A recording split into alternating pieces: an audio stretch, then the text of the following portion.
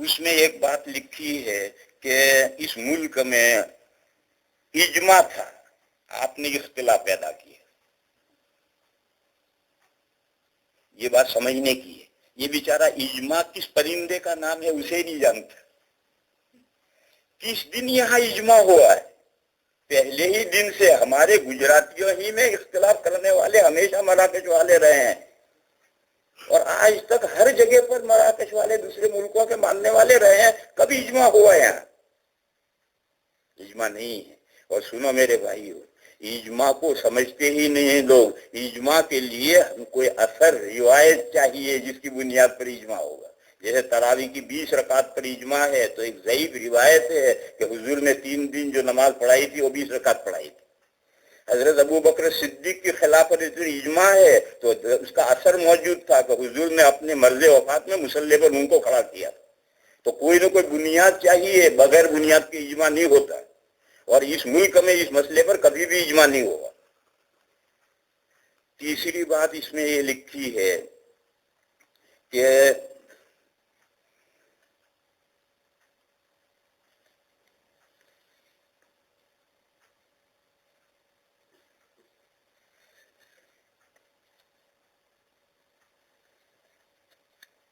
اس موجودہ صورتحال میں ہمارے لیے کیا مشورہ ہے، کس طریقے سے ہم اختلاف کو ختم کریں. گھر گھر میں اختلاف ہو گیا، لوگوں میں اختلاف ہوا تھا، ہمیں کوئی مشورہ دیں گے ہم یہ اختلاف کیسے ختم کریں.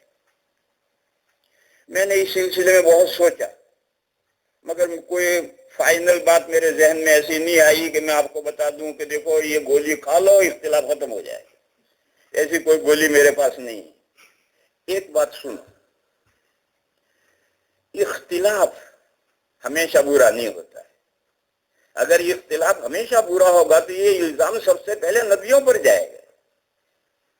ساری دنیا متفق ہوتی ہے اور انبیاء تشریف لاتے ہیں، وہ حق پیش کرتے ہیں، تو سب سے پہلے الزام تو ان پر جائے گا. میرے بھائیوں، ناحق کا اختلاف پیدا کرنا برا ہے، لیکن صحیح اور غلط کو نکھارنے کے لیے، واضح کرنے کے لیے اگر حق بات سامنے لائی جائے اور لوگوں کو دعوت دی جائے کہ بھی صحیح یہ ہے، اس پر عمل کرو، کیوں اپنے روزے خراب کرو، تو یہ اختلاف برا نہیں ہے. اور وہ اختلاف مضمون میں یہ نہیں آتا. اگر یہ بھی اختلاف مضمون میں آئے گا تو پھر سب سے پہلے انبیاء پر الزام آئے گا کہ انہوں نے امت میں کیوں اختلاف پیدا کیا. ایک بات یہ لکھی ہے کہ حج کا کیا ہوگا. وہ میری جو کتاب ہے ترمذی شریف کی تقریر شرح ہے تحفۃ المعین، اس میں اس کا جواب دے چکا ہوں. ایک حدیث ہے، نبی پاک صلی اللہ تعالی علیہ وسلم نے فرمایا کہ عید اور بقرعید جس دن تم کرو، حج کا ذکر نہیں، حج بھی اس کے ساتھ ملاؤ. اس حدیث کا مطلب یہ ہے کہ اگر یہ ان مسائل میں مسلمانوں سے اجتماعی غلطی ہو جائے اور اس کا پتہ چلے ایسے وقت میں کہ اب تلافی نہیں ہو سکتی، تو عید ہو گئی، قربانی ہو گئی، حج ہو گیا. یہ قاعدہ میں نے لکھ رکھا کتاب میں. اب اس میں ایک جملہ بڑھا دو کہ اگر مسلمانوں سے اجتماعی غلطی ہو جائے یا کرائی جائے تو حج ہو گیا ان کا بیچاروں کا کیا دخل ہے، حکومت کے اندر باہر نکل کر کچھ کر ہی نہیں سکتے. تو اجتماعی غلطی ہو جائے یا کرا دی جائے تو حج ہو جائے گا انشاءاللہ، سب کا حج درست ہے. لیکن ان لوگوں کے لیے مجبوری ہے جو سعودی گورنمنٹ کے اندر میں اتھارٹی میں رہتے ہیں، وہاں کے مسلمان مجبور ہیں، وہ اسی کی طرح سے رمضان شروع کریں گے، ختم کریں گے. لیکن اس سے ہٹ کر دنیا کے سارے مسلمان اس اتھارٹی کے تحت میں نہیں ہیں. بس ہمیں میرے بھائیوں عقل و فہم سے کام لینا چاہیے.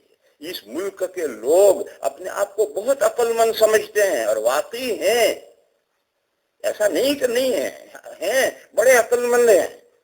ایک دن پچھلے سالوں کا قصہ ہے، تراویح پڑھ کے نکلا تو ایک نے کہا دیوبند میں ایک آدمی کا قتل ہو گیا. دیوبند میں قتل نہیں، جھگڑا نہیں ہوتا. میں نے فوراً جا کر گھر فون کیا تو گھر والوں نے کہا یہاں تو کوئی جانتا ہی نہیں. تو میں نے کہا یہ بوگس خبر لائے، مگر 3 دن کے بعد میں وہاں سے فون آیا کہ ہاں یہ قتل ہوا ہے.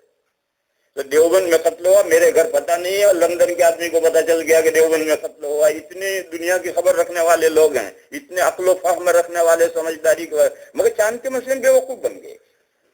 وہ غریب ہے تو وجدنا علیہ آباءنا، ہمارے آباء و اجداد یہ کرتے آئے ہیں. یہ کوئی دلیل نہیں میرے بھائیو، یہ کوئی دلیل نہیں. عقل و فہم سے کام لو، اپنے روزوں کو خراب مت کرو، حق کی پیروی کرو. یہی ایک نصیحت ہے جو کر کے رخصت ہوتا ہوں. اللہ کے حوالے آپ ہیں، اللہ آپ کا کارساز ہے. وآخر دعوانا ان الحمد للہ.